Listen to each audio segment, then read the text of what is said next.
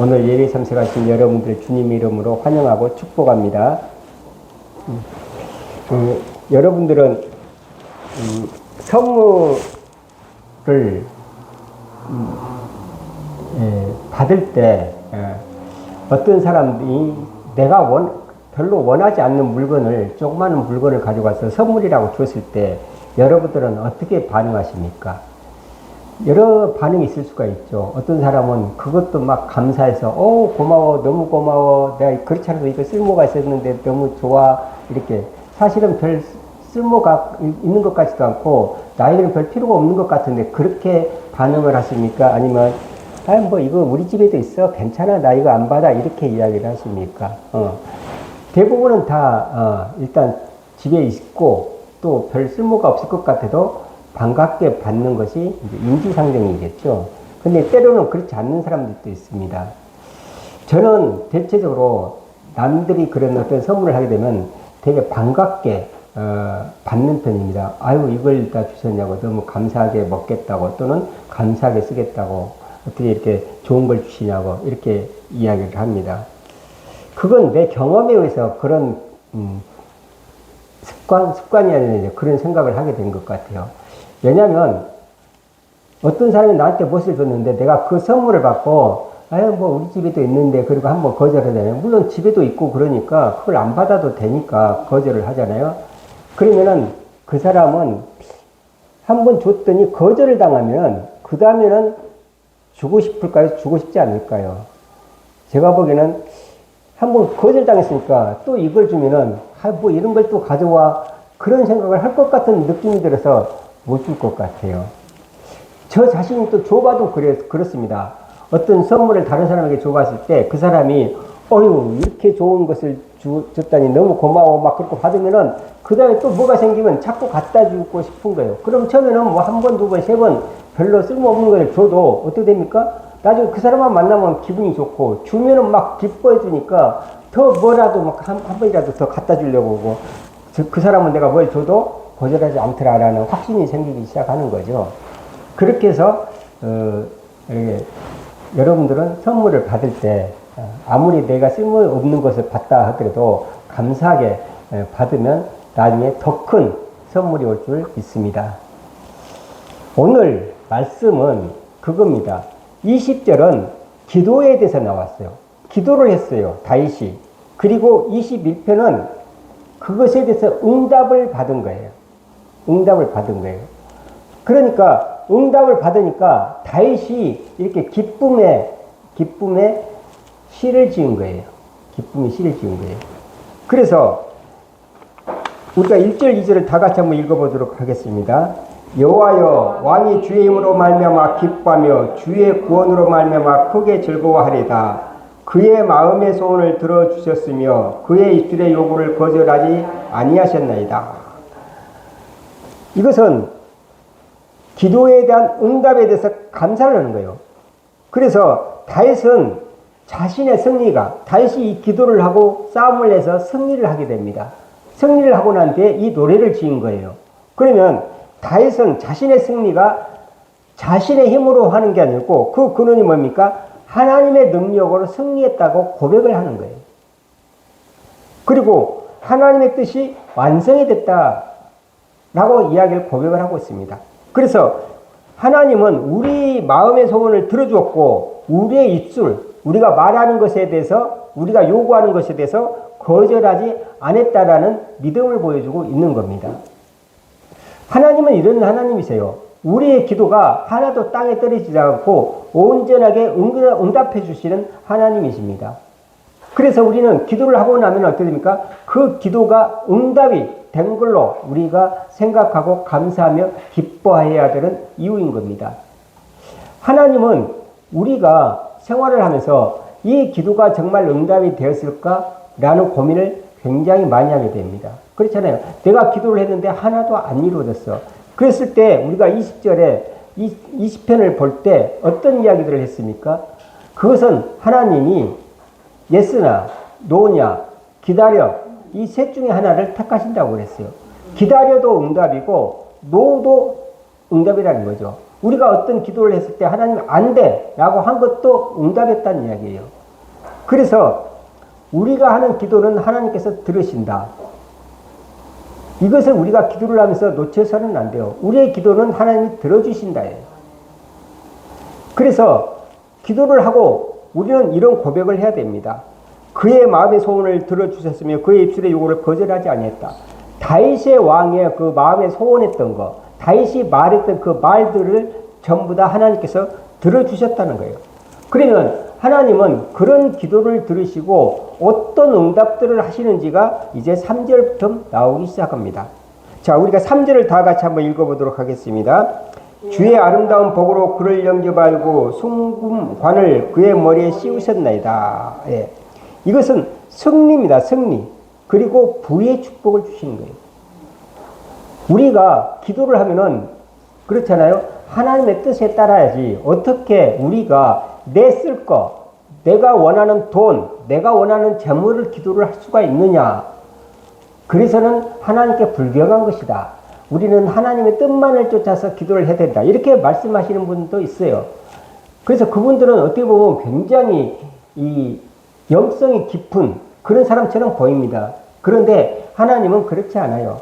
우리가 필요로 한 거, 하나님 아버지 나 돈이 필요해요. 나 뭐가 필요해요. 이렇게 우리의 필요를 이야기를 해도 괜찮아요. 하나님은 그 기도도 들어주십니다. 예수님도 우리에게 그렇게 가르쳤잖아요.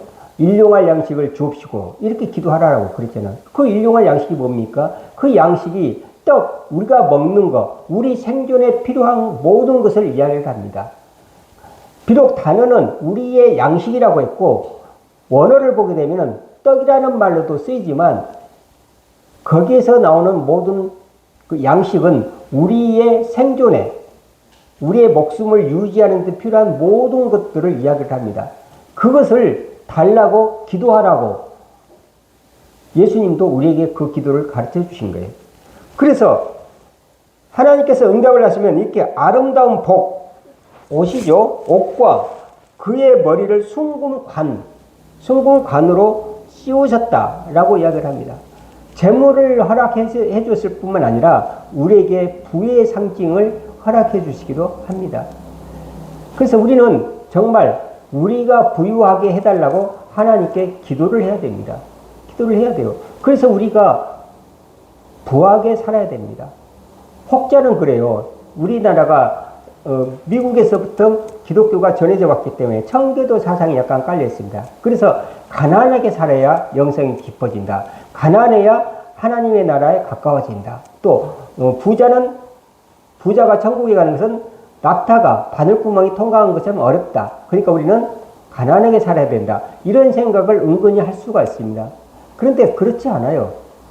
우리는 하나님의 영광을 가리지 않을 정도의 우리의 부를 유지할 필요도 있습니다.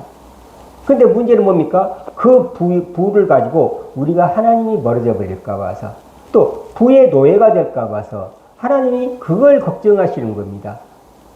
돈의 노예가 될 것을 걱정하시는 것이지 우리가 부유하게 살고 가난하게 살고 그게 문제가 아니에요.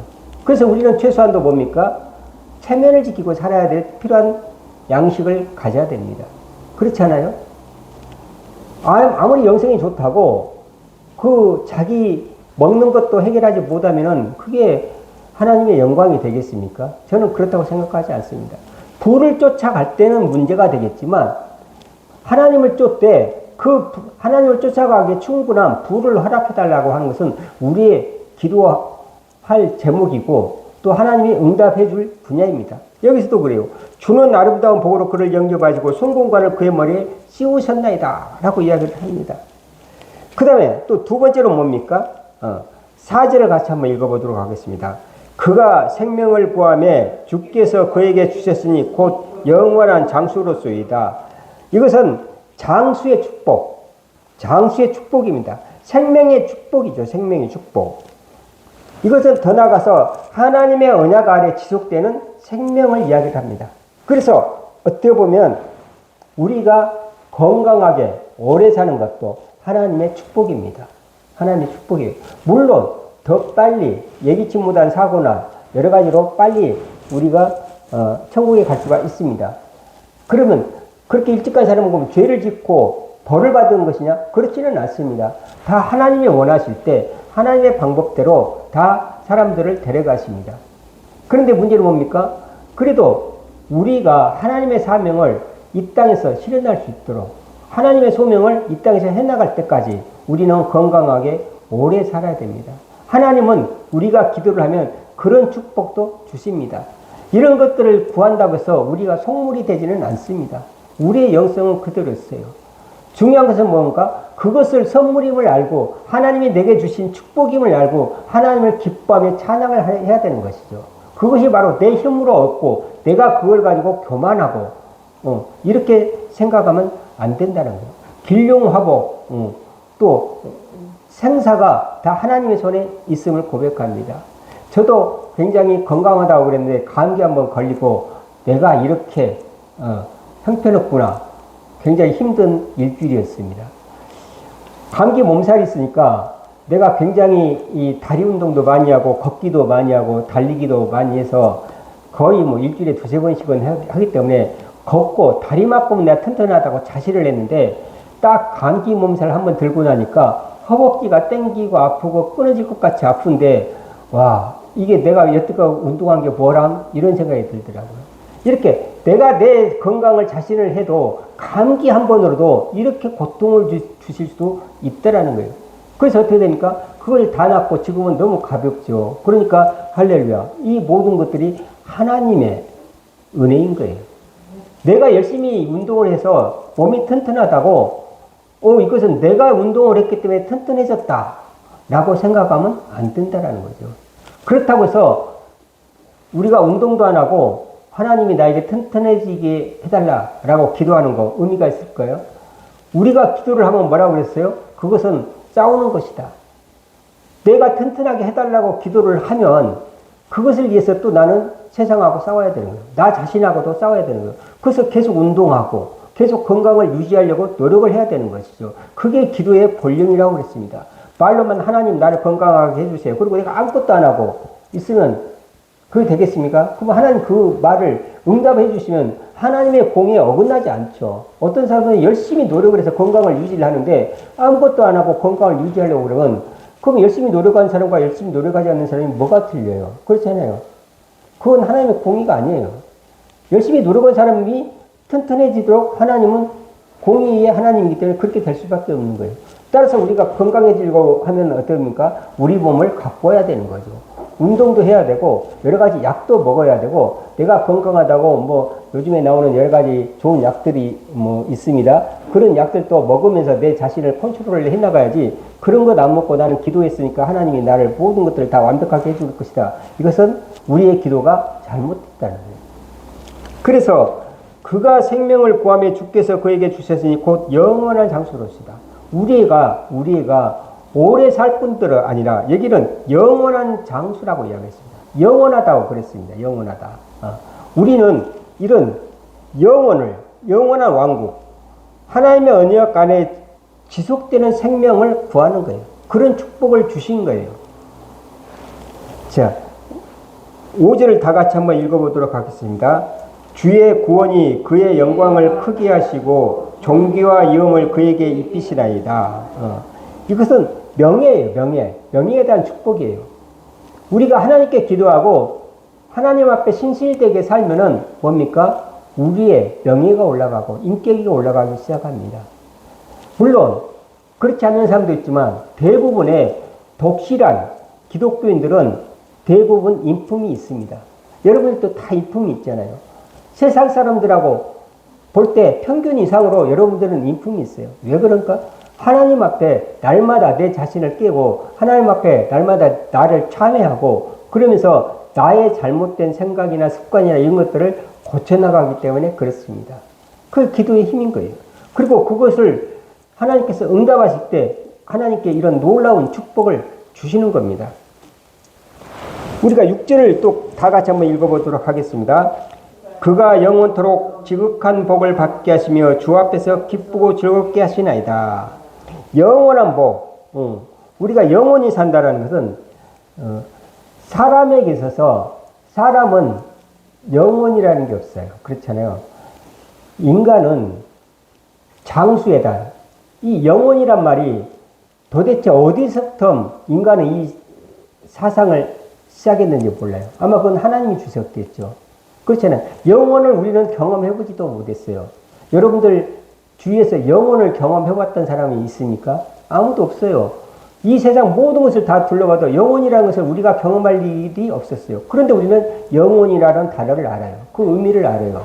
그건 뭡니까? 그래서 인간은 항상 이 영원히 사는 것, 죽지 않은 것에 대해서 관심이 있어요. 그렇잖아요. 우리가 기독교를, 하나님을 믿고 예수를 믿는 건 뭡니까? 우리가 죽어서도 다시 부활해서 영원히 사는 것을 꿈꾸기 때문에 우리가 교회를 하고 예수 그리스도를 믿는 거 아닙니까? 그런데 이 조금 약간 어려운 이야기지만 인간은 살기 위해서 우리가 음식을 먹습니다. 음식을 먹어요. 먹고 자고 하는 것이 우리의 생명을 위해서 하는 겁니다. 그런데 이 육체의 생명을 위해서 먹고 자고 합니다. 그런데 이 육체의 생명이 아무리 오래 가도 뭐 80, 뭐 많이 살아야 120일 겁니다. 120. 그러면 120 나면은 우리는 항상 영원이 아니라 모든 것이 끝나게 돼 있어요. 그런데 뭡니까? 우리는 자녀를 통해서 우리 DNA가 전달이 되는 거예요. 그래서 친자 확인을 하게 되면 DNA 검사를 하면 99.99999%가 일치한다라고 그렇게 나오잖아요. 여러분들 간혹 드라마 같은 거 보면 친자 거기서 보면 99.9999% 일치 이렇게 나오잖아요. 그건 뭡니까? DNA 입장에서 보면은 이 사람이 이제 생명이 없어지니까 그 DNA가 어디로 갑니까? 그 자녀에게 옮겨가는 거예요. 그래서 계속해서 이 DNA가 살아가는 거예요. 바로 이제 그거라는 거죠. 그래서 우리는 자녀를 통해서 우리는 영혼을 꿈꾸는 거죠. 인간은. 내가 죽어도 내 DNA는 계속 남는다는 얘기예요. 그래서 6절을 보면 영원토록 지극한 복을 받게 하시며 주 앞에서 기쁘고 즐겁게 하시나이다. 자녀의 복도 주십니다. 하나님이 응답을 하시면 이처럼 부에 대한 것, 또 장수에 대한 것, 또 명예에 대한 것, 또 자녀에 대한 복, 이런 복들을 하나님은 우리에게 허락하십니다. 이게 기도의 힘이에요. 기도를 하면은 이런 것들을 하나님께서는 허락하십니다. 그런데 7절을 보면은 다 같이 한번 읽어보도록 하겠습니다. 왕이 여호와를 의지하오니 지존하신 이의 인자함으로 흔들리지 아니하리이다. 마음의 평안, 무엇보다도 마음의 평안함을 주십니다. 하나님께서는. 그래서 마음의 평안은 뭡니까? 하나님을 신뢰하는 거예요. 우리가 하나님을 신뢰할 때 우리는 마음이 평안해집니다. 요동치는 세상에서도 우리가 시끄러운 세상에서도 마음이 평안해질 수 있는 것은 하나님이 나를 보호해 주신다는 확신이 있기 때문에 그렇습니다. 그래서 7절도 보면 왕이 여호와를 의지한다는, 그 전쟁터에서도 왕이 여호와를 의지하니 지존하신 이의 인자함으로 흔들리지 아니하리다. 하나님이 나를 보호하시고 나를 지키시기 때문에, 나를 또 인도하시기 때문에 내가 흔들리지 않는다라는 거예요. 여러분들 세상 염려 때문에 얼마나 마음이 흔들리십니까?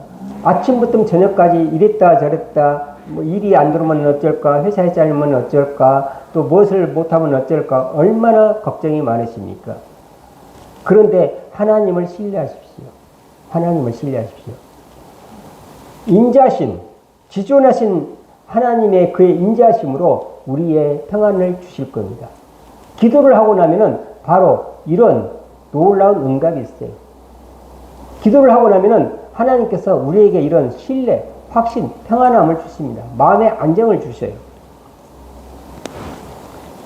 8절을 보면은 이것은 내 내부가 아니라 이제 외부를 이야기를 하고 있습니다. 하나님의 공의로운 심판을 이야기를 하고 있습니다. 그렇지 않는 사람, 내 대적에 대해서는 하나님이 어떻게 심판하시는 건가? 악에 대해서 하나님이 어떻게 심판하신가? 8절을 보면 왕의 손이 왕의 모든 원수들을 찾아내며 왕의 오른손이 왕을 미워하는 자들을 찾아내리로다. 모든 원수들을 다 찾아낸다는 거죠. 아무리 악을 숨겨도 악은 숨는 것이 본질이에요. 악은 숨습니다. 그래서 창세기에 아담과 하와가 선악과를 따먹고 어떻게 됩니까? 동산 그늘로 가서 숨었어요. 이처럼 죄의 본성은 숨는 것이 있습니다. 여러분들 보이스피싱 이야기 많이 들어봤잖아요. 그러면 뭡니까? 주위 사람들에게 말하지 말고 핸드폰을 계속 들어라. 끊어지면 안 된다. 이렇게 이야기해요. 다른 사람들에게 알리지 못하게 하는 거예요. 밝은 곳으로 드러내려고 하지 않는 거예요.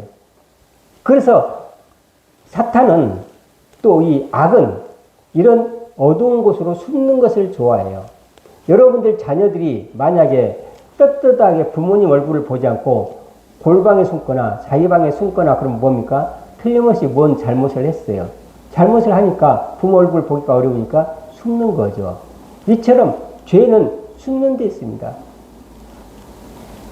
또 배우자에게 뭐 숨기는 게 있습니까? 그러면 괜히 마음이 찔리잖아요. 그래서 괜히 숨는 거예요. 내가 잘못했으면 괜히 숨는 거예요. 그래서 악의 본질은 숨는 게 있어요. 숨는 것이 있어요. 그런데 뭡니까? 그것들을 하나님은 다 찾아내신다는 거예요. 모든 악은 다 하나님의 공의의 심판에 걸립니다. 혹자는 악인이 저렇게 승승장구를 하는데 저렇게 숨어서도 아무도 찾아내지 못하는데 누가 그걸 심판한다고 하겠느냐? 그렇지만 하나님은 한 점 흐트러지지 않습니다. 반드시 찾아내서 심판하시는 하나님이십니다. 지금 악인이 승승장구한다고 여러분들 너무 그것을 부러워하지 마십시오. 언젠가는 하나님께서 다 찾아내셔서 다 밝혀내십니다. 요즘에 신문을 보십시오. 12.3 내란 사건 이후에 또 뭐 김건희 옛날 여사님이 받았던 거 그게 영원히 묻혀질 것만 같았죠. 둘이만 주고받는 것을 누가 알겠습니까? 그런데 어떻게 됩니까? 이렇게 저렇게 해서 다 드러내잖아요. 그 당시는 그 권세가 무서워서 아무도 말을 못했어요. 아무도 말을 못했는데 어떻게 됩니까? 때가 되니까 하나님의 때가 되니까 하나님의 공의가 나타나기 시작하니까 그렇게 숨기고자 하는 모든 것들이 다 드러나고 있지 않습니까? 그래서 악은 드러나기 마련입니다. 거짓은 드러나기 마련입니다. 왜냐하면 하나님께서 드러내시기 때문에 공의의 하나님이시기 때문에 그렇습니다. 자, 그 다음에 9절 같이 한번 읽어보시도록 하겠습니다. 왕이 노하실 때 그들을 풀무불 같게 할 것이라 여호와께서 진노하사 그들을 삼키시리니 불이 그들을 소멸하리로다. 죄는 결국은 소멸하게 됩니다. 최후의 승리는 하나님이십니다.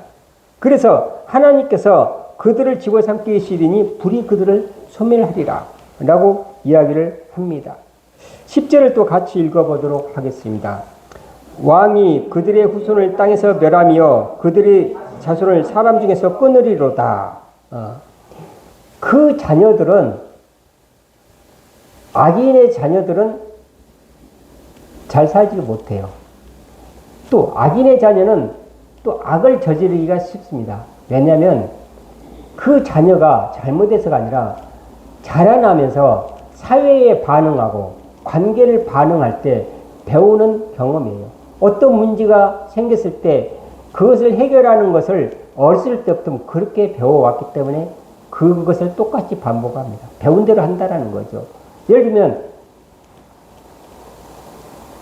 아버지가 굉장히 폭력적이가지고 자기 어떤 의견을 관철하기 위해서 관철하다가 설득해서 안 되면 어떻게 됩니까? 힘이 세니까 폭력을 휘둘러요. 그러면 그 자녀도 똑같이 그것을 답습합니다. 의견이 충돌하고 내 뜻대로 안 됐을 때 폭력을 저렇게 하면 해결이 되는구나 라고 어렸을 때부터 그것들을 경험해 오기 때문에 그러는 겁니다. 또 어떤 일이 있을 때 또 부모가 그걸 해결하지 않고 도망가요. 회피라고 하는 거죠. 그럼 어떻게 됩니까? 자녀도 그렇게 배웁니다. 해서 저렇게 안 됐을 때는 저렇게 도망가 버리면 되는구나. 이걸 배우는 거예요. 그래서 그 자녀에게 전달이 되기 시작하는 거예요. 그래서 뭡니까? 그런 경험의 반복치가 있기 때문에 자녀들도 잘못될 확률이 많다라는 거죠. 그래서 우리는 뭡니까? 그것을 내 대에서 끊어야 되는 거예요. 상담을 하면 보통 우리가 3대를 보게 됩니다. 3대. 할아버지, 그 다음에 아버지, 그 다음에 본인, 그리고 만약에 자녀가 있으면 그 자녀까지 이렇게 봅니다. 그러면요, 그 패턴이 반복이 되는 것을 볼 수가 있어요. 그러면 상담하러 온 사람도 깜짝 놀래요. 정말 똑같이 반복하고 있거든요. 그 반복될 수밖에 없어요. 왜 그런가? 경험의 반복이에요. 문제 해결의 능력을 어렸을 때부터 그걸로 배워왔기 때문에 그러는 거예요. 그렇기 때문에 뭡니까? 우리가 회개해야 됩니다. 내 자신을 성찰하고 그런 나를 반성하고 그것을 내가 끊어줘야 되는 거예요. 그래야지 내 자녀가 올바르게 되는 거고 그것을 반복하지 않는 것입니다. 내가 좋은 방법이 있고 만나서 설득하고 좋은 말로 설득하고 서로 다 토의하고 그래서 합의점에 이루는 그런 아름다운 것은 본받아야 되겠죠. 그런데 그럼 어떤 것은 본받고 어떤 것은 본받아야 되지 않는 건가? 본받아야 되지 않는 것은 공동체를 해치는 것. 즉 상대편을 괴롭게 하고 상대편을 힘들게 하고 관계를 끊는 그런 행위들은 본받아서는 안 되죠. 근데 상대편을 세우고 공동체를 세우고 같이 번성하는 그런 행동은 본받아야 되는 거죠. 그게 기준인 것입니다. 자, 11절을 같이 한번 보도록 하겠습니다. 다 같이 읽어보도록 하겠습니다. 비록 그들이 왕을 해하려 하여 음모를 꾸몄으나 이루지 못하도다. 왕을 해하려 음모를 꾸몄다라는 거예요. 우리는 속담에 그런 말이 있죠. 자기 꾀에 자기가 속는다라는 말이 있습니다.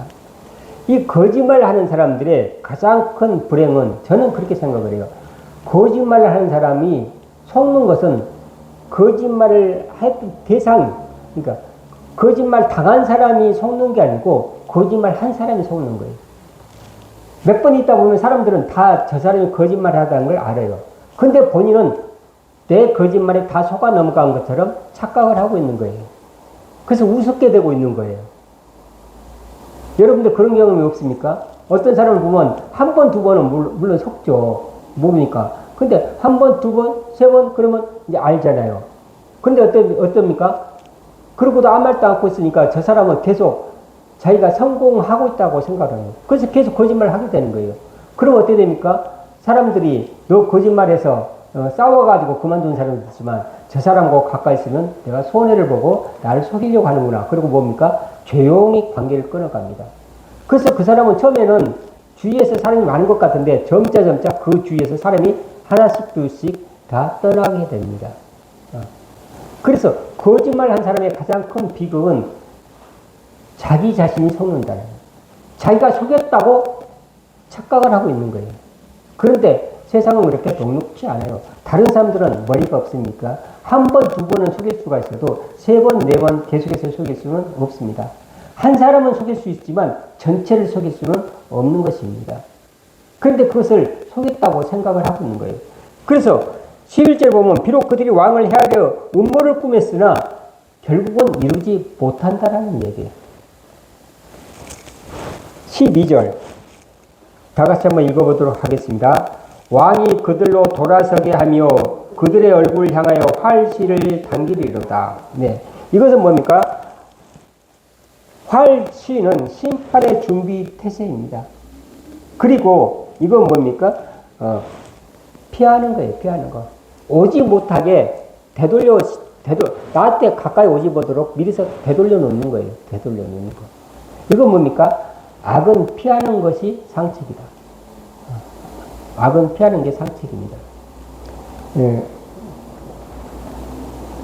아담과 하와가 있을 때 선악과를 권고했던 그 뱀은 이 들짐승 중에서 가장 강교하다라고 하나님께서 말씀하셨어요. 그래서 이 강교함이 이루 말할 수가 없습니다. 여러분들 사기꾼들이 어리숙해서 사기꾼입니까? 얼굴 보면 딱 눈이 째지고 그냥 나사건이 사기꾼 딱 그렇게 써져 있습니까? 그렇지 않아요. 사기꾼이 엄청 젠틀합니다. 얼굴도 잘생겼고요. 상냥하고 스윗하고 그냥 딱 보면은 호감이 넘어가는 얼굴들이에요. 절대 사기꾼이라고 믿지 않는 데서 사기꾼이 이제 탄생하는 거죠. 그래서 이 사람들 말을 보면 아주 현란합니다. 현란해. 그래서 한 번 걸리면 안 넘어갈 수가 없어요. 지금도 이런 말이 유행할지 모르겠지만 제가 80년대에 그때 이제 은행에 있었는데 서울 시내 그때만 해도 3만 명이 사기꾼 집단이 있다라는 거예요. 그러니까 3만 명이 어떤 공작을 하나 꾸미면 반드시 한 사람이 꾸미는 게 아니라 단체로 이루어가지고 뭐 10명이고 20명이고 이렇게 단체로 움직여서 한 사람을 놓고 옆에서 연극을 하기 시작합니다. 그런데 이게 더 많아질 때도 있어요. 그때 유명한 신문에도 나왔는데 그 신문에 뭐냐면 청와대에서 땅을 불화를 한다. 그런데 그것을 중소기업에게 주겠다. 이런 신문 기사가 났어요. 그러니까 중소기업이 많은 사람들이 땅을 준다니까 얼마나 좋습니까? 그래서 이제 서류들을 다 해가지고 거기 이제 서류까지 다 갖춰야 될 서류까지 내고 이것을 내라. 그렇게 했어요. 그리고 이제 그 서류를 갖다 내는 거예요. 그리고 이제 그 보증금 얼마씩 해서. 근데 어떤 사람이 그 이제 사무실로 딱 갔더니 막 한 4, 50명이 막 앉아갖고 어디 타자 치고 어디는 막 복사기를 막 그때 이게 복사기 미인 거였거든요. 복사기를 밀고 있고 막 어수선하고 막 전화가 띠링띠링 오고 난리가 났더래요. 그래서 이제 담당자를 만나가지고 서류를 내고 집에를 가다가 가만히 생각하니까 자기가 서류 하나를 빼먹은 것 같더래요. 그래서 자기가 이제 탈락될까 봐서 거울 다시 간 거예요. 그거 이제 물어보려고. 그래서 문을 딱 열자마자 놀라운 광경이 벌어진 거예요. 사람들이 그렇게 바쁘게 움직이던 사람들이 전부 다 책상 위에 앉아가지고 바둑 뛰고 있고 커피 마시고 있고 그러더라는 거예요. 그러니까 이상하잖아요. 아까까지만 해도 그렇게 막 화려하게 막 움직이던 사람들이 갑자기 그렇게 적막하니 그러고 있으니까. 그러니까 이 사람이 눈치가 빨랐던가 이게 사기다라는 걸 알았어요. 그래서 가서 고소를 해가지고 그 일당들이 다 잡혔던 거예요. 자, 그때 동원됐던 사기꾼들은 얼마이겠습니까? 이렇게 이 큰 규모일수록 동원되는 사기꾼들이 더 많아지는 것이죠. 그래가지고 그 연극을 해가지고 한 사람을 그렇게 사기를 치는 거예요. 우리가 사기 그러면 한 사람이 만나갖고 막 이런 말 저런 말 해갖고 그냥 싹 돈 뭐 몇백만 원 이렇게 뺏어가고 그게 사기꾼의 규모, 그런 규모도 있지만 이렇게 엄청난 규모도 있다라는 거죠. 그래서 이런 사람들은 뭡니까? 가까이 하지 않는 게 좋다라는 거죠. 그런 사람들은 언젠가 문제가 생기기 시작합니다. 근데 왜 그 사람들을 가까이 하는 건가? 거기에 이익이 있을까 봐서. 나도 노력을 조금 하고 엄청난 이익을 받을 것처럼 그 사람들은 이야기를 하거든요.